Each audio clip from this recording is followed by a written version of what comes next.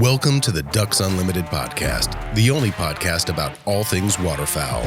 From hunting insights to science-based discussions about ducks, geese, and issues affecting waterfowl and wetlands conservation in North America, we bring the resource to you. The DU Podcast with your host, Chris Jennings. Today I've got a special guest, Ducks Unlimited magazine cooking columnist, the sporting chef, and host of Dead Meat, Scott Layseth. Scott, thanks for joining me today. Good to be here, always. Excellent, excellent. We have gone through several different shows, but one thing we have not talked about, let's just put the scenario out there. I'm cooking ducks or geese or venison for 8 or 10 people. I'm putting together a little game feast. What would be your recommended side dishes? What really complements wild game, whether it be, waterfowl or deer or turkey? What are your go-to side dishes here? Yeah, I'm a big fan of grits. I love cheesy, soft grits. Grit sticks the next day. For those on my side of the country, we're going to go ahead and call it polenta because I know you're afraid of grits, but that's one of my favorite side dishes. But the grits I grew up with my dad made it with grits and water. And then he'd put syrup and whatever else, honey on there, and it wasn't good. It tasted like a piece of cardboard with some syrup on it. But if instead that's the same grits that I've had. That's about my experience with. But again, I'm from Indiana, so we weren't much for the grits. I gotcha. But I grew up in the South. My dad was very Southern, Alabama farm boy, and think of it as polenta. You use instead of using water, you're using chicken broth. You're adding some cheese to it. It's going to give it some real flavor. I love grits. I do a lot of different variations on that. Cheese grits, jalapeno grit. Just simple grilled vegetables in season is great as a side dish for fish or game. In the wintertime, take butternut squash, acorn squash. You kind of nuke them for a little bit and soften them up, throw them on the grill.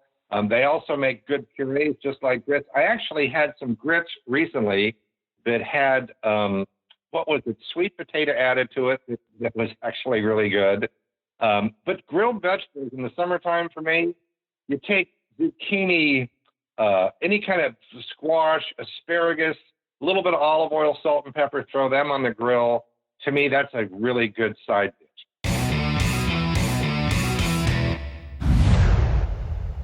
Be the first to know when ducks are on the move. Sign up for DU's waterfowl migration email alerts and receive ongoing in-depth updates on the latest habitat conditions, weather changes, and hunting reports for your flyway. Visit ducks.org/migration alerts.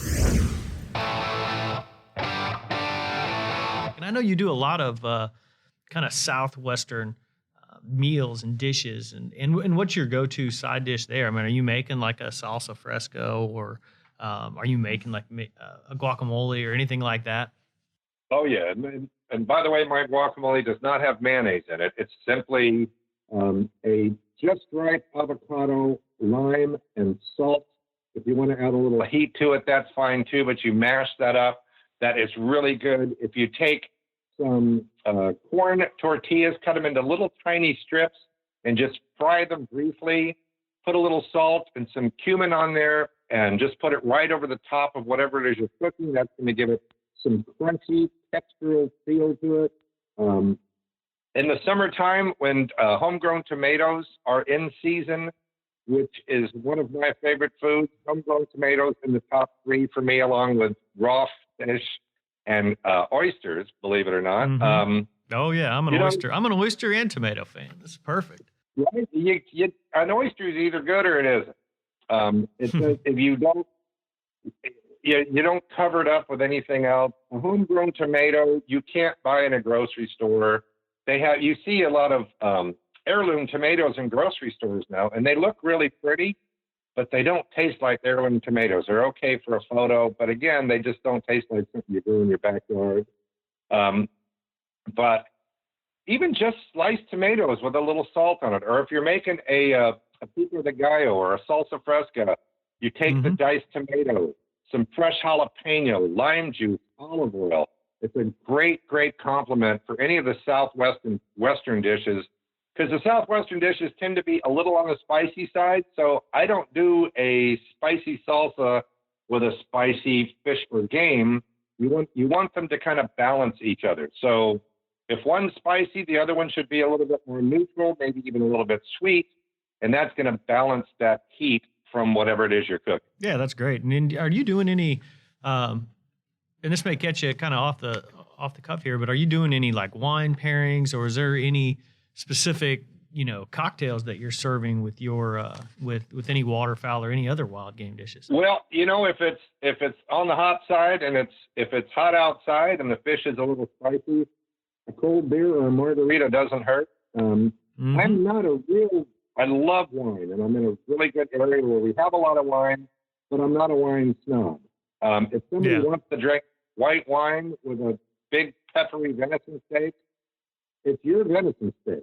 I'm not going to tell you you're wrong if that's what you want to drink. You'll notice, though, if you do have a couple different kinds of wine, and let's say you take that peppery venison steak or duck breast or whatever it is, and you try it with a Pinot Noir, you try it with a Malbec, you try it with a Big Cab, and you can tell the difference in how that tastes with the wine.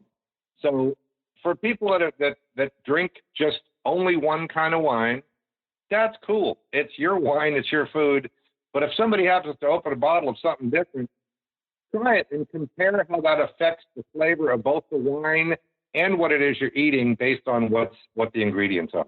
Absolutely. And I'll throw a little shout out. I like my grilled duck with and I'll shout out our Ducks Unlimited official beer, the Busch Light.